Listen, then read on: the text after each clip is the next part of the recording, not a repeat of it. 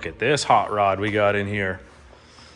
So a good customer of mine, Ryan, just dropped this thing off a couple hours ago. It's getting a bunch of goodies.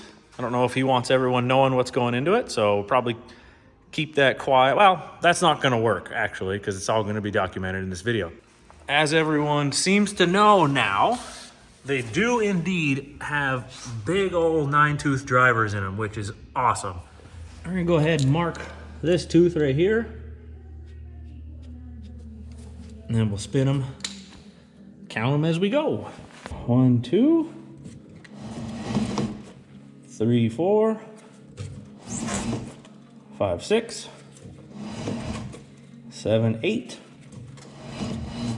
and 9. It's about time that Skidoo made that part of their recipe.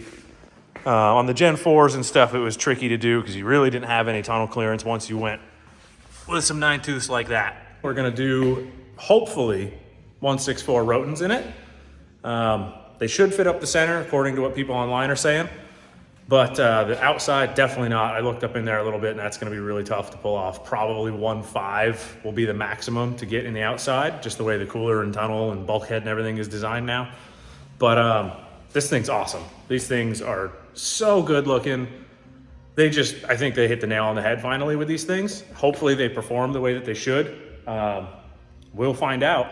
There's definitely been people online asking about if the Skid has Kashima coated shocks or not, and they do not. So just like the prototypes everyone saw at all the sled shows, these are just standard Pro 40s, which will be fine, but not sure why there was that running change, but you know, that's the way it goes. This is what we got. I believe the chain case is in the same location as a regular NA trail sled. I don't have another G5 NA here to compare to, but if you go on the parts breakdown or the parts fish diagram, whatever you want to call it, the inner case is the same. So this inner piece here on the NA and this G5 Turbo is listed as the same. However, the cover is a different part number. I haven't opened the panel or anything yet, but I believe that's to house the shock capacitor.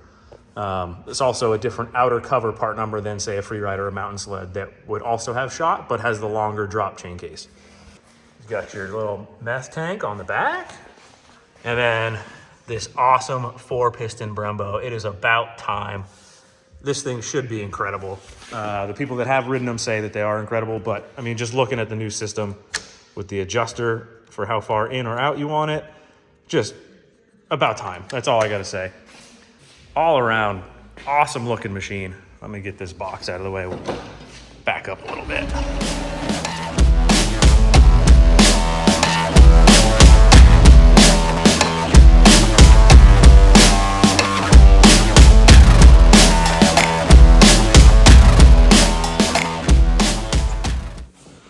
All right, so a lot of people are wondering online about the clearance up in here. Over the top, let's do some zooming here. Well, there's not a ton on the outside. This thing is being a pain in my ass. So there's a decent amount of clearance in the middle here. I think 164 should be all right. Okay, real awkward on my head here, upside down. You can see, well, can you see? There's a good bit of room up in here. I mean, I got outside, you can see I got this much. In the center, I mean, 3-ish and a quarter, three fingers and a quarter there. Let's go measure. We'll measure my hand here. Hang on. All right. You got 2 inches, and so call it 2 1/4. The fuck does that button do? Nothing. That's dumb. Why doesn't it flip? I want to flip the thing. All right. Well, I guess we're not gonna flip the thing. It's like 7:30. I would love to go eat, but would like to also know if these 164s are gonna fit. So gonna go ahead and mark and put like 2 rows in, and then we're just gonna spin it and see what we got for clearance. I'll try and get a good video of that underneath.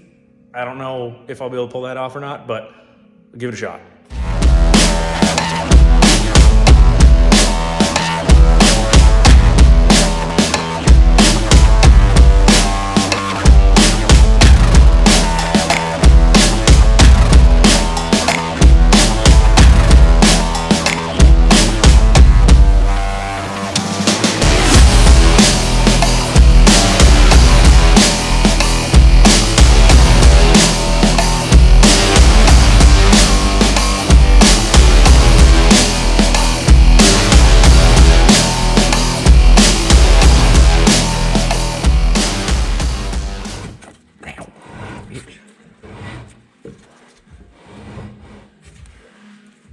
So you've got a full finger and then some. These are Roten 1/64s.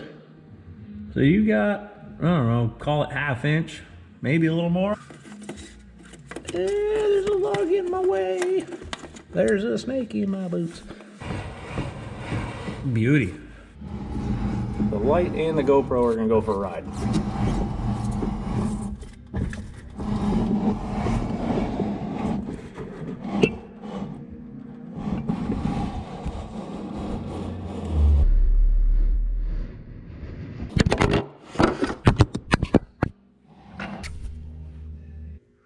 There you have it.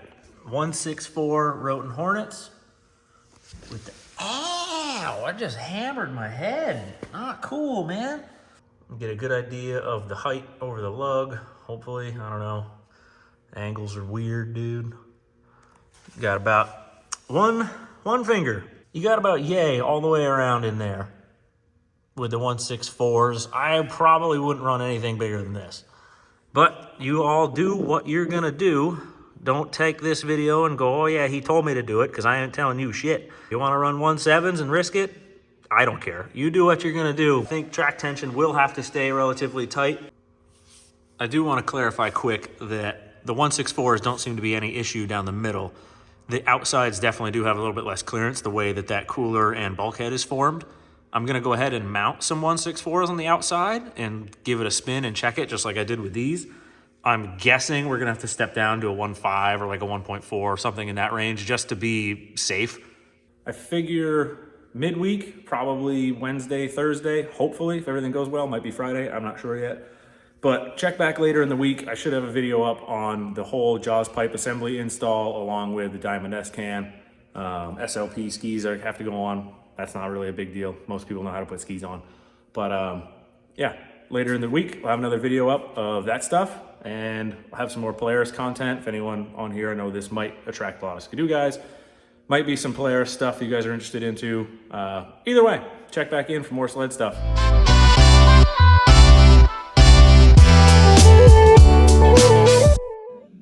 the fuck does that button do?